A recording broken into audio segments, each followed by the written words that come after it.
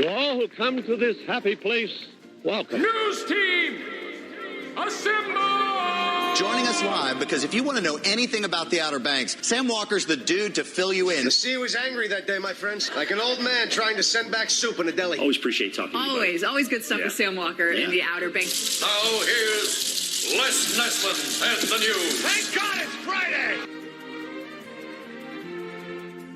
Indeedy do. Good Friday morning. It is OBX Today here on Facebook, the OBX Today Facebook page, and the Sam Walker OBX YouTube page. Yes. How you doing? Glad to have you along with us on this Friday morning. Trying to make one little change here so I'm not getting blasted with all the sound, so that you're getting blasted with all the sound as we get going on this Friday morning. Thank God it's Friday! All right, what's happening with the tropics? Looks pretty good out there this morning, doesn't it? Live shot from surfchecks.com in Avon Pier and Koru Beach Resort. That doesn't look too bad out there, does it? No, not at all. Kind of the same thing off the Hatteras this morning. Nice looking day so far. But we might be, and are going to be, dealing with rain, it looks like, for the next couple of days, especially tonight and tomorrow. Let's get right to it, though. First off, here is the latest on the tropics, and it's still kind of quiet, thankfully. All right, just one lemon head to deal with right out there off our coastline today, as it's... Yeah, it's not too bad. It's a good thing we don't have anything else going on right now. That's the nice thing. It is very quiet in the tropics. Not expected to stay that way. Models are some long-range stuff starting to look at the Caribbean for some development possible next week and into the following week. But right now, we just got the one area of disturbed weather between us and it's right off the South Carolina coast. Really frying pan shoals. It's about where this thing's centered. Not expected to get much out of it. In fact, it's not going to have much time to do anything before the front and the rest of the mess that's coming across the deep south and has been across the deep south for several days is going to make its way here. So that's the latest. Again, it's disorganized area showers and storms right here off our coast. And you got the upper level winds are keeping it from getting any development. And by Sunday, the front's going to be rolling through. Actually, this is a new update. This is the 8 o'clock update that just came across. So we do have a potential Sunday of this thing getting potential becoming a subtropical low. By early next week, the low is expected to interact with a frontal boundary. It should end the opportunity for an subtropical or tropical formation.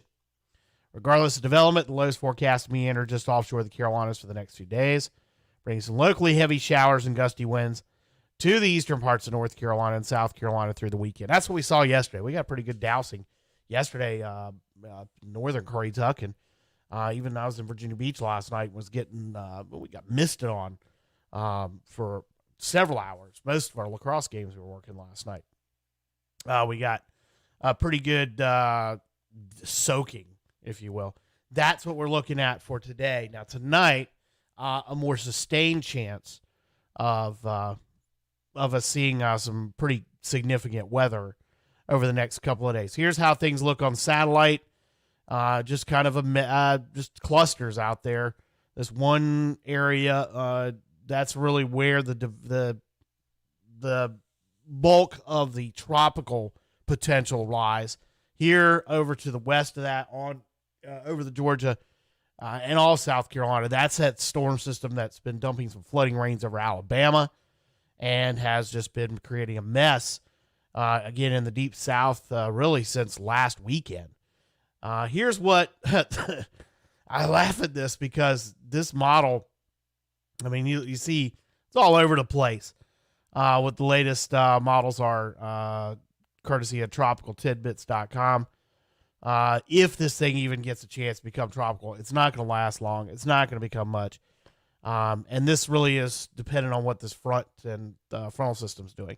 Here's the latest radar. Got a few little clusters of showers off Rodanthe and then way offshore out of the continental shelf. A lot of rain back over here in upstate South Carolina. Then you get down into coastal Georgia. They're getting some rain this morning. We'll see some things fire off as we get through the day. Get the heating of the sun.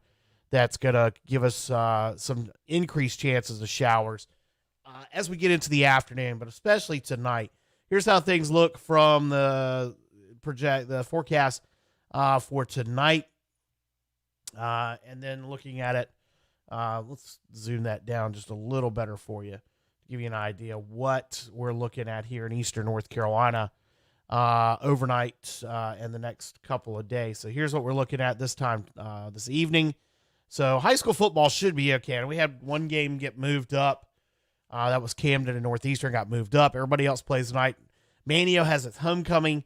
So hopefully the showers are going to stay off. It's right on the edge of where the rain is probably going to happen this time at 8 o'clock tonight. So we'll see. Right now, Mania High School's homecoming parade and football game. They are playing at home tonight against Pasquotank for homecoming. So hopefully things will hold off for that. This is this time tomorrow morning, looking at this frontal boundary and a low right over top of Cape Hatteras. Saturday night, then Sunday. Looks like our better chance of rain now is going to be Sunday. So maybe tomorrow is not so bad.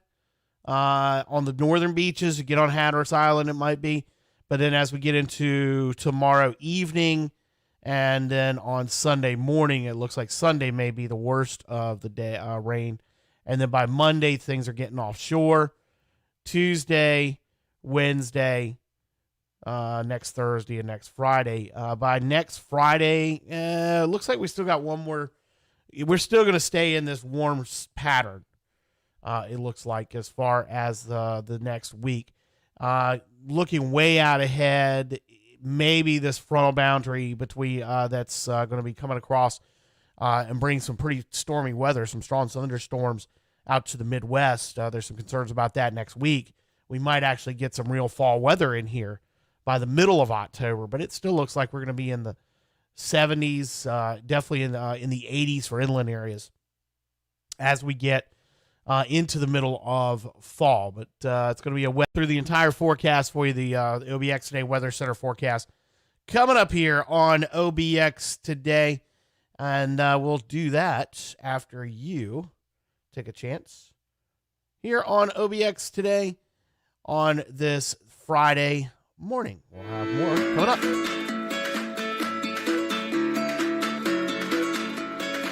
Well, there's a lot I enjoy about working for the ferry division. I've been surrounded by water my whole life, always wanted to work on the water, and the 7 days on, 7 days off isn't bad at all because you can get off and do your hobbies. It is a great place to work.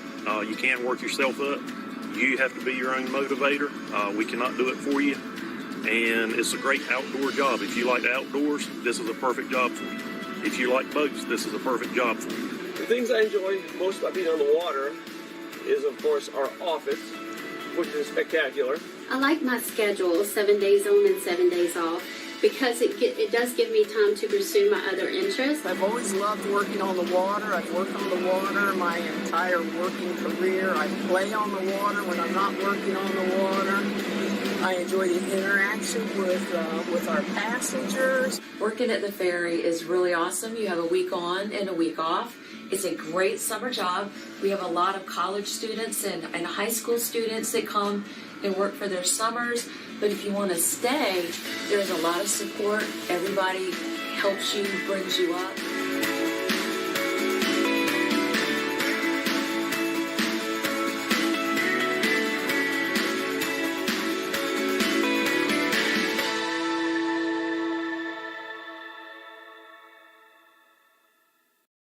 And welcome back, everybody, to OBX Today here on Facebook and YouTube and the OBX Today Facebook page.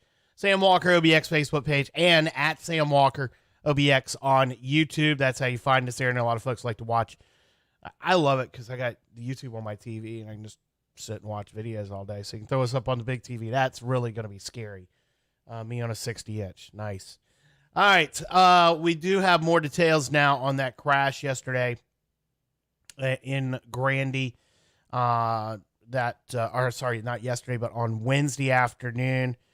In case you missed it, 60-year-old Joni Love Newman from Nags Head was killed in that crash. 3 other people hurt when Newman's car went across the center turn lane on US 158 north of Grandy Wednesday afternoon around 2:45 p.m. and struck a pickup truck and then sideswiped a car. 2 people in that pickup truck were seriously hurt, flown to Norfolk, Centennial Norfolk General Hospital. The passenger in that pickup truck was released. The driver had remained hospitalized for surgery and expected to be hospitalized for the next couple of days. The driver of a car, the third vehicle that was involved, that was sideswiped and then came to rest in a ditch. She was following several car lengths back. It was a pregnant woman from Kitty Hawk, was taken to Outer Banks Hospital for observation. Highway Patrol did say that she was doing okay. Due to the circumstances of that crash, no charges will be filed. A funeral service for Love has been set. We've got details at obxtoday.com this morning, courtesy of Gallup Funeral Services. And you can see that right now on at obxtoday.com. All right, other headlines this morning. North Carolina Department of Public Instruction released new data this week showing an alarming number of third graders in North Carolina falling behind in literacy.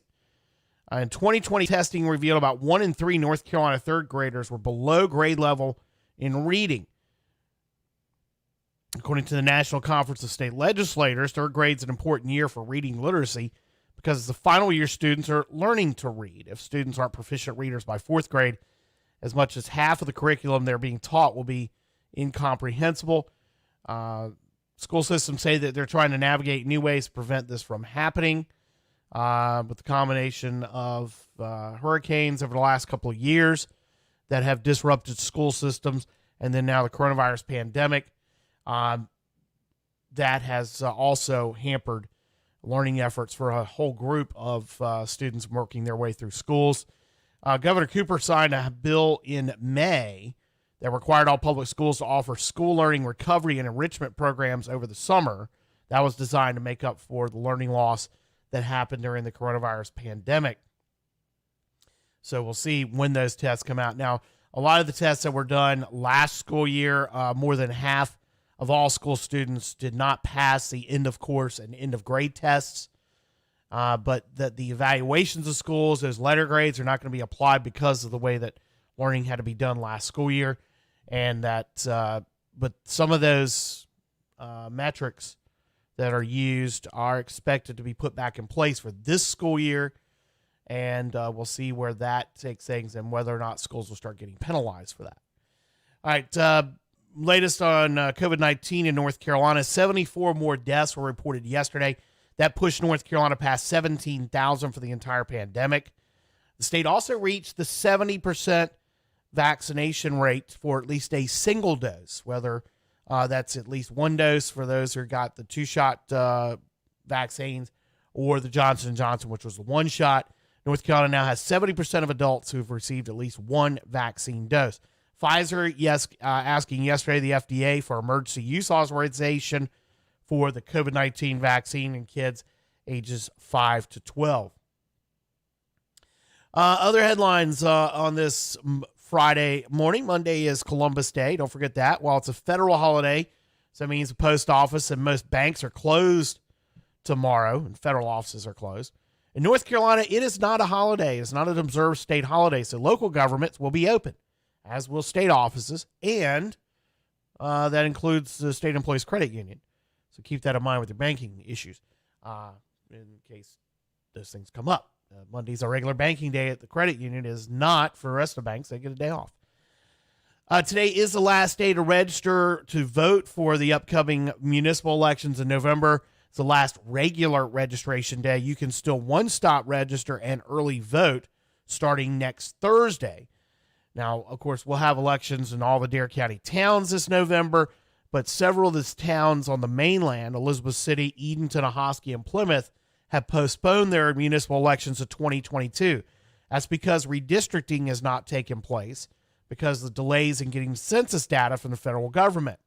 And so North Carolina's legislative and congressional districts, they're now in the process of drawing those, but the local counties or local cities that use population-based districts haven't been able to do that because Trump administration delayed the census so much, and the data was so delayed because of the pandemic, but also they were slow rolled out the data that was necessary, and that's why they're going to have to push back to 2022, the municipal elections in North Carolina. Because of those districts, those towns that are required by federal law to have districts set up based on population districts rather than just having geographic districts. Some of that goes back to the Voting Rights Act and the Civil Rights legislation in the late 60s. Let's see. What else have we got for you this morning? The Bass Knight Bridge, there will be periodic single lane closures starting next week and lasting through the end of the month as work on a number of little punch list items is done. They'll be reinforcing some epoxy seals that protect against corrosion. Also, some platforms will be installed up along the navigation spans that'll hold solar panels and batteries for the navigation lights and also the traffic cameras that are going to be finally installed, permanent ones. Workers will also be installing a small weather station on the bridge. They'll be able to alert emergency officials to high wind conditions and other weather issues. I know there's one of those. Notice our first, we don't have many bridges out here that have those weather stations. I saw one the other day driving across the Chowan River Bridge has now got one. They're going to add one to the Bonner Bridge.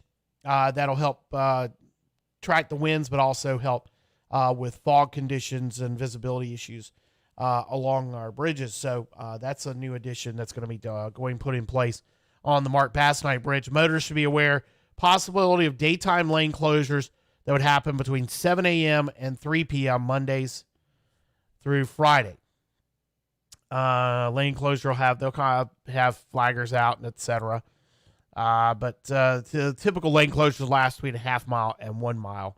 One lane of traffic will be open at all times on the Bass Night Bridge during that work.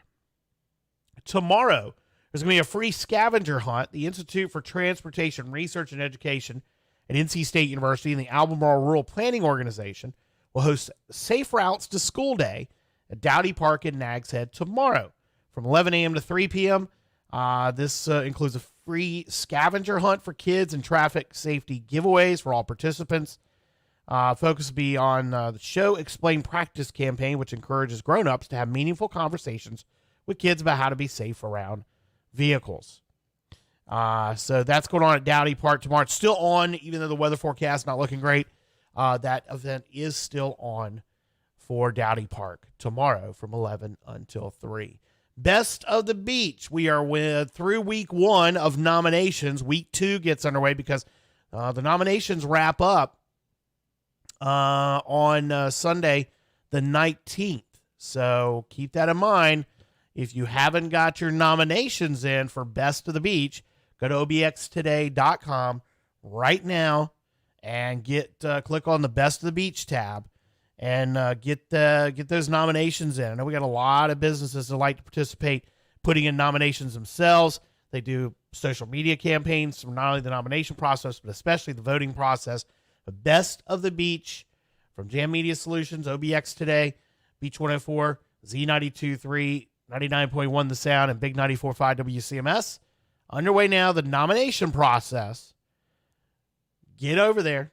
Best of the Beach. Just find the tab at obxtoday.com and get those nominations in. And there's all kinds of new categories again this year. We're always updating the categories. You'll find all kinds of stuff. We've even got ourselves, all our personalities at Jam Media Solutions are in the running for best radio personality. Social media feeds, all that stuff. Get over there, nominate your favorites, but vote when the voting starts. Right now it's nominations. And you've got until the 19th at midnight. Voting will start immediately after that on the top 5 in each category. Like I said, these are the base categories you see here on the screen. 1, 2, 3, we got 7 base categories. And then when you click, it will take you to the nomination page. And you can nominate for different categories. Best art gallery, best mobile DJ, best annual event, best weekend getaway, best local band. I mean, I'm just going through a couple of these right now, but there are tons of them. So get your nominations in. We'll be paring them down to the top five nominated category or in each category. So while this is not voting so much, it kind of is. So make sure you're getting those nominations in so that you can get on the top 5 and then have a chance to win in the 2021 Best of the Beach from obxtoday.com. All right, more here on OBX Today Live on Facebook and YouTube. The Division of Marine Fisheries putting out a press release yesterday reminding anyone who wants to have aquaculture operation that they do require permits for different activities, and they're available for free, no cost. Now that if you do have your own little home operation going on off your dock with the oyster shells and things like that, and don't have a permit, you can't get a ticket for it, and it could be shut down. Failure to comply with all permit conditions also result in suspension or revocation of the permit. The type of permit required is determined by the specific type of aquaculture operations, and you can get details about that on the OBX Today H2O page. There is one that a lot of folks are starting to use if they have a dock, and that's under dock oyster culture permit. Allows a dock owner to attach oyster cultivation containers under your dock following specific permit conditions to grow oysters for personal consumption. That does require permits. So if you're growing oysters on your dock with an aquaculture, not just growing them on the pilings, but you're using these containers, you do have to have a permit, but they're free. You can go to the Division of Marine Fisheries webpage to get more information, or you can go to the H2O page on obxtoday.com, and we got details all about that. With the onshore flow and this being a new moon, we may see some higher than normal water levels. North Carolina King Tides Project, we talked about this earlier this week in case you missed it. They are looking for your photos. So you can go to the H2O page and learn more. But with the new moon this week, that means higher and lower lunar tides. And then throw in the wind.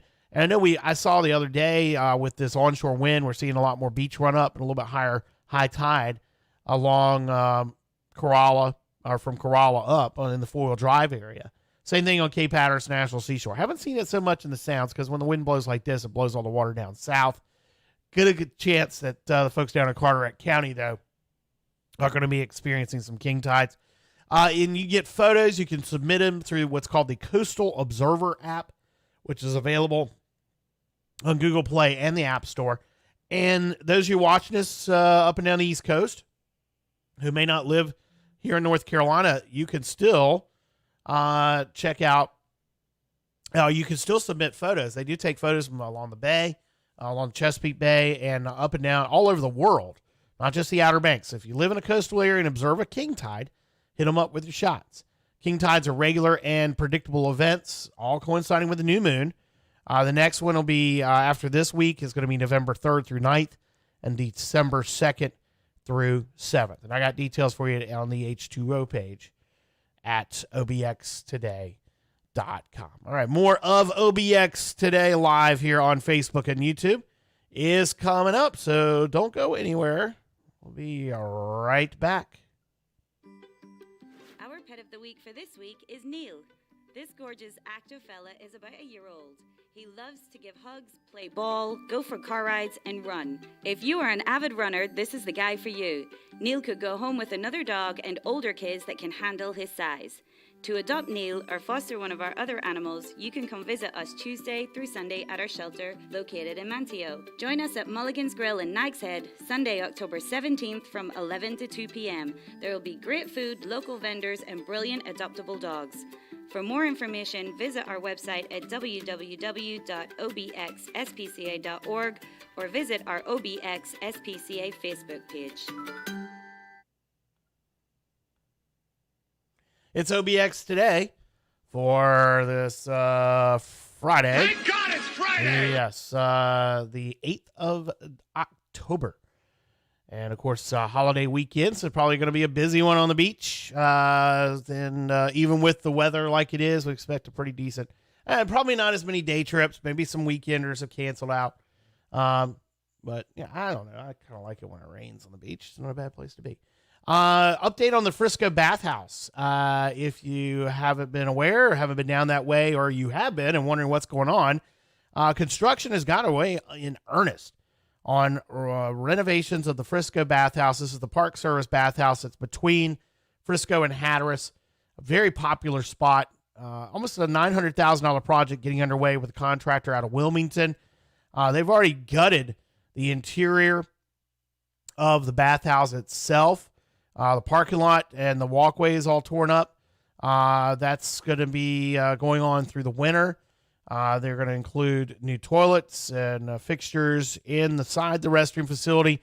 The exterior decking and shower area flooring is being replaced with precast concrete panels, which will last a lot longer. The restrooms also getting the building itself getting new siding, which had really become weathered and old looking, and so it's going to be getting an upgrade. The outdoor showers are getting replaced. Now, the existing 44-space parking area is being expanded by 36 spaces. That's going to make up for what was lost at the site of the old Cape Hatteras fishing pier in the Frisco Pier.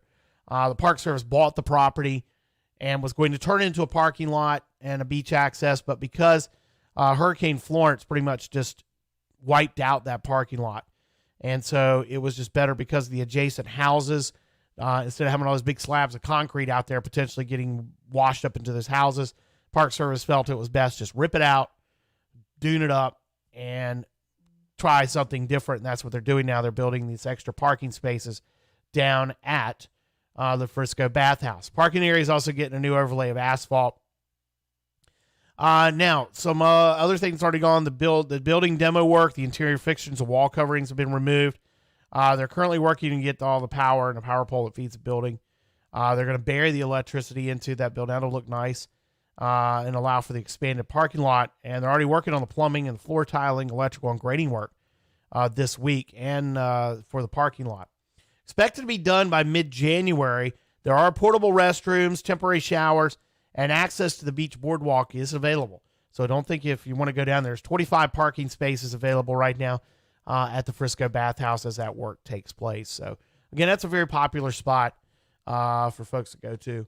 So it is available just in a reduced role, and it should be by the end of January. They'll have it all done and reopened, and should be nice for next season. All right, next week it is the annual state fair after a year off because of the coronavirus pandemic. They're back and better than ever. Going to be some changes to the state fair setup. There won't be concerts going on in Dorton Arena this year. Instead, they're going to move the Got to Be NC Agriculture Pavilion and the North Carolina Public House Craft Beer, Wine, Cider, and Soda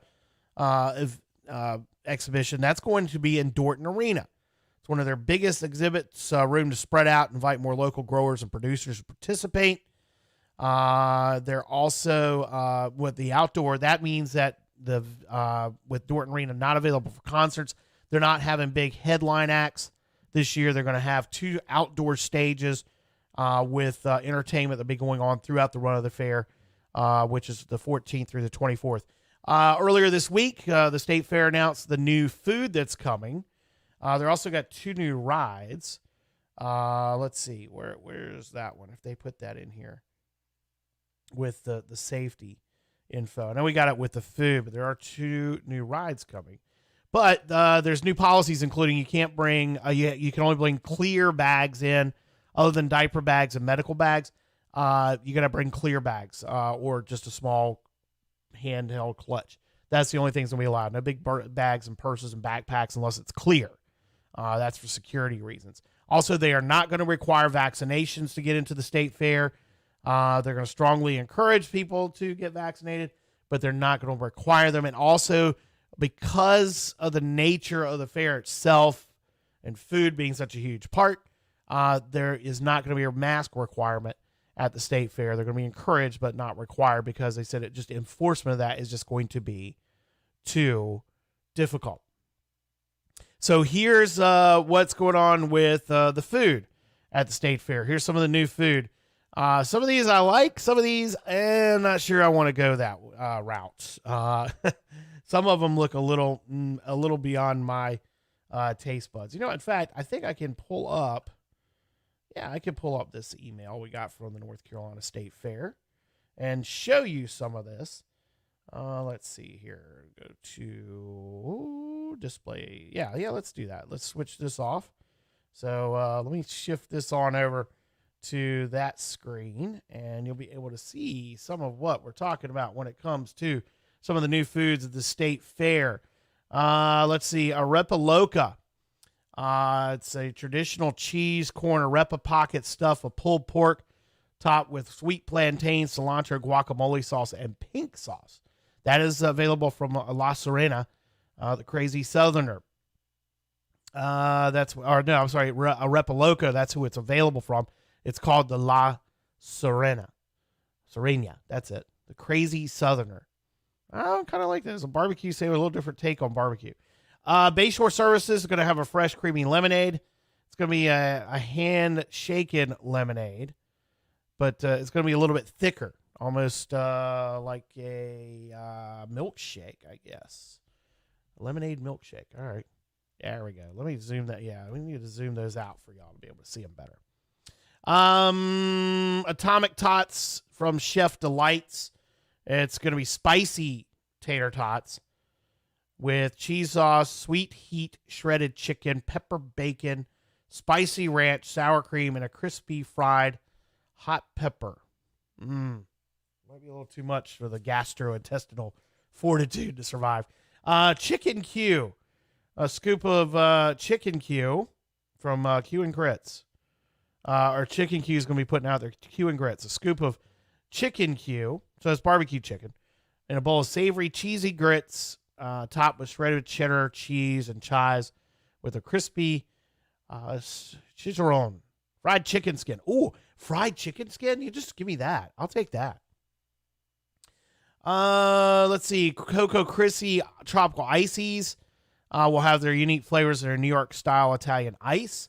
Cool Runnings Jamaican, which I've liked their stuff several times when we've gone there. They've got always had some good selections. They're going with a jerk barbecue chicken sliders with tropical slaw. That sounds awesome. Let's see. Douglas Farms going with Mexican street corn in a cup.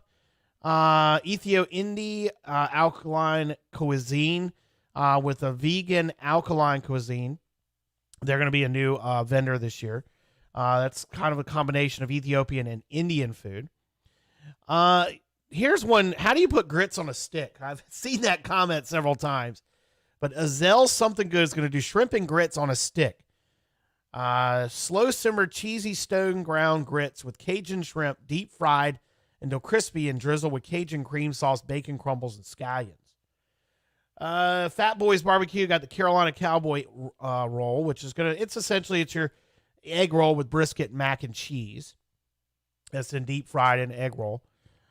The Goblin Gourmet is going to have cornbread and chili funnel cakes. Hickory Tree Barbecue. This is one I'm intrigued by. It's a shrimp Alfredo stuffed turkey leg. Giant smoked turkey leg stuffed with Cajun shrimp and Alfredo sauce. And then Hot Chicks, Hot Cakes, and Chicken. They're going to have a twisted chicken on Tots. So they're going to have their take on chopped fried chicken, tenderloin with a buffalo sauce, and throw it on some tater tots in a cup. They're going to have just popping around. They're going to have a wide selection of popcorns. Cora's Cookie Dough. I'm a cookie dough fan. They'll have cookie dough surrounded by pastry wrapper, deep fried, sprinkled with powdered sugar, and drizzled with chocolate sauce. Sign me up. Lobster dogs. They're going to have fresh lobster, shrimp, crab dogs. That's in. So basically, it's a lobster roll, but they'll call them dogs instead. Lemon butter stuffed avocados with your choice of toppings. Ooh, okay. Nashville style chicken from the Mediterranean Grill. Oak City Fish and Chips is going to have lobster pops. Fried lobster seasoned with a secret blend of spices, served lightly battered on a stick with a bright red shell. That looks good. Oh My Churros. I'm a churros fan, so they're going to have their own take on churros. Banana pudding, pass. No, I don't like bananas. I hate bananas. Not only are they bad luck on a boat, I just don't like bananas. But they're going to have a banana pudding. Yeah. Fresh fried pork rinds from the Raging Cajun. Sassy sweet potatoes. Going to have a take on all types of takes you can have on sweet potatoes. Vegetarian chili. Mac and cheese. Chopped pecans. Okay. Pineapple guava relish. Ooh, that doesn't sound bad. Chocolate chips and mini marshmallows. Notice how I didn't talk about any of the salty stuff on them. Oh, graham crumbles. No, I don't. That's a mix. That's a sweet and savory. I'm not going to mix those flavors. Just not going to do it. I do like these shrimp mac and cheese egg rolls. They're going to have, that's Waypoint Oyster Bar is going to have those. So shrimp mac and cheese egg rolls. A lot of mac and cheese. That's the hot one now, or has been the last couple of years. Strawberry cheesecake smoothie from Tropical Delights. That looks awesome. And then finally, the Waffle Chicks have a breakfast sausage wrapped in waffle batter, cooked in a waffle iron, served on a stick. They also have sweet Belgian waffles baked around a double chocolate brownie with white chocolate chips. I'm all over that one. Yikes.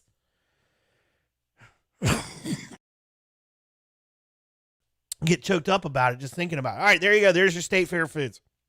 State Fair starts next Thursday in Raleigh and runs through the following Sunday. So if you can get out to Raleigh to the State Fair, always a great event, and should be even be different feeling to it, especially with the way they're going to have Dorton Arena set up, using it as for the public house and for the ag, some of the ag displays going in there as well. Much different take. I kind of like that. I think that's going to be pretty cool. All right, we just got a little something here from the National Weather Service. Time to go through that. Yeah, we do. Before we get into this weather, so we'll run through what they just have to say about our tropical weather potential for the weekend. It's not looking like it's going to be too much, but there is a little better idea that we may be seeing because we've had this onshore flow for a couple of days. Might see some overwash. Anyway, in sports, baseball playoffs, the division series getting underway last night in the American League side. Houston beat Chicago 6-1. They'll play the early game today. And then Tampa Bay and Boston, and Tampa Bay beat Boston 5-0. They'll play the third game of the day.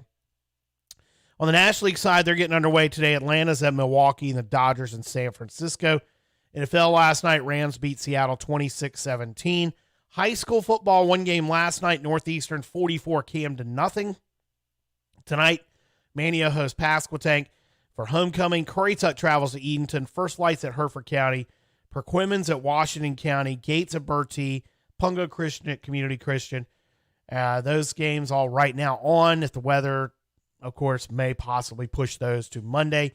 One game's already been moved to Monday. That's the Anchor Bowl between Northside and Southside. Volleyball, Mattamuskeet travels to Columbia today. NASCAR running at Charlotte on the Roval. Tomorrow, the Xfinity Series race at 2:30. And then the Cup Series Sunday coverage starts at 1 o'clock on Big 94.5 WCMS. Once I get off here, I'm going to watch the Formula One practice. They are in Turkey this weekend. All right, here's the OBX Today Weather Center forecast. First off, National Weather Service Office at Newport Morehead City says that they are possibly potential for this low off the coast to develop into a tropical or subtropical storm over the weekend. It would be called Wanda if it gets there. And that'll be the last name on the list. And then we go into the new auxiliary list. Remains a lot of large uncertainty in both the development of the system and where it could eventually track as the steering pattern is very weak over us this weekend. If the system develops and moves closer to the North Carolina coast by Sunday, we could see some impacts, including strong winds, coastal flooding, ocean overwash, worsened by the king tides this weekend. Continue to update as the details of this tricky forecast continue to come into focus. That's the latest from our friends at Newport Morehead City with the National Weather Service Office. So as we've said, there is potential for development. Really, it's going to be more about what this onshore flow does. If it gets closer and if it develops further, might see some waves out. We're not going to be too bad out of this thing. But we do have the high-risk currents, so don't go in the ocean. And as you can see from our live shot down at Hatteras, got some pretty decent shore break. Avon, a little more rough conditions. I'd show you what's going on up north, but with this onshore flow, all the cameras we use from surfchecks.com are sea spray covered. We need a good dousing of rain to wash them off, but you can barely see Jeanette's Pier there, and you can see it's a little bit choppier and a little bit rougher here on the North Beaches this morning, and has been the last couple of days. All right, so what we're looking at for today is just kind of a blah forecast. We do have the high risk of rip currents. We'll see partly sunny skies with isolated showers and storms possible, especially in the afternoon. High 79, northeast winds 10 to 15 miles an hour. Tonight, scattered showers and storms, a low 68, with northeast winds 10 to 15. On Saturday, showers, possibly a thunderstorm, high 78, with northeast winds 15, gusts to 25. Saturday night, showers, possibly a storm, and 68. Sunday, showers and storms, and 78. Right now, the numbers look more like it's going to be a Saturday event than a Sunday event. But WPC, kind of the way Weather Prediction Center, is kind of feeling opposite of that. That more likely the rain chances are going to be for us on Sunday. So just in playing off Saturday and Sunday, it's going to be either you're going to get doused or you might miss out on the rain. Columbus Day, Monday, sunny and 79. Tuesday, Wednesday, Thursday, sunny skies and highs around 80. Coastal marine forecast, we got northeast winds 10 to 15 knots, 1 to 2 foot waves in the sounds. Seas around 4 feet. Again, a high risk of rip currents. Water temperatures mid to upper 70s. Next tide change in Oregon Inlet's a high tide at 9:44. High tide tonight at 10:11. So keep that in mind if you're coming in to Corolla tonight and heading up to Corova. Keep in mind, high tide is at 10 o'clock. So you're going to probably be dealing with the wave run up right up to the toe of the dune in some of those spots. Tomorrow's high tides are at 10:32 and 11 p.m. That's the Oregon Inlet tides. So kind of playing an hour on each side of where you're at. Sunset tonight at 6:35. Sunrise tomorrow is at 7:03. Right now outside the studios in Uptown Nags Head, 72 degrees. And that is going to do it for OBX Today live here on Facebook and YouTube. Back with you on Monday. If things develop further with this coastal system, we'll do some tropical weather updates for you through the weekend. But I don't think we're going to have to. Doesn't look like this thing's going to get named. But in case it does, of course, we'll do updates here. And, of course, we'll have the latest at obxtoday.com. So stay safe. Stay out of the ocean. Watch it. Don't go in. Get down to Nags Head. Go check out out to the beach. Got the Nags Head Surf Fishing Invitational continuing. Good luck to all those folks today. And they wrap up tomorrow. So we'll see you back here on Monday morning on OBX Today Live. Thank God it's Friday!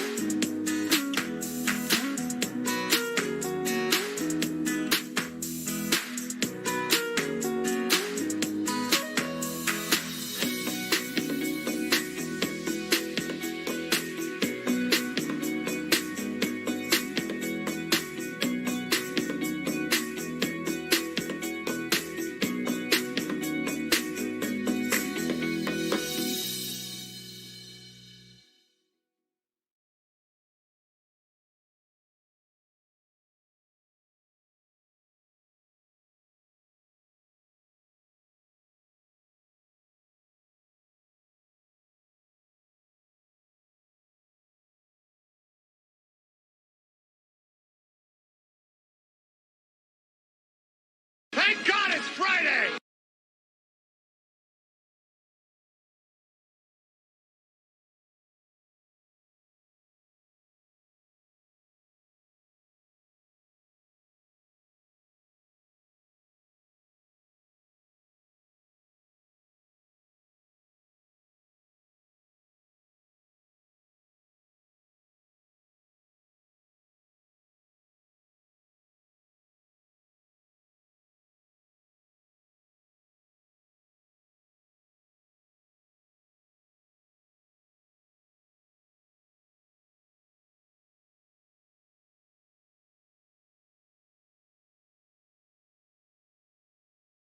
Ladies and gentlemen, the weekend.